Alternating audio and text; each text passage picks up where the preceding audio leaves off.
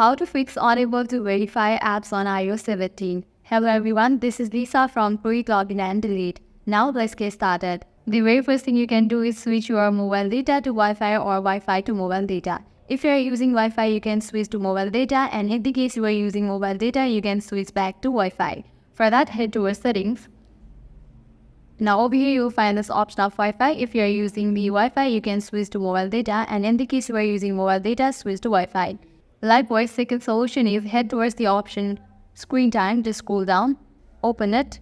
Now over here you will find this option of content and privacy restrictions. Open this option.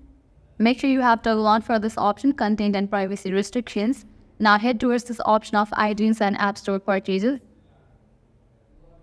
Go to this option installing apps. Make sure you have set it to allow. After you do that, you can go back.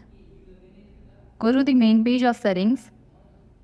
Now head towards the option of general. From here, go to the option iPhone storage. Make sure you have enough storage in your device. And then you can go back. Now you can check your date and time. For that, open this option date and time. Make sure you have toggle on for this option set automatically. With that, you will be good to go. Now you can go back.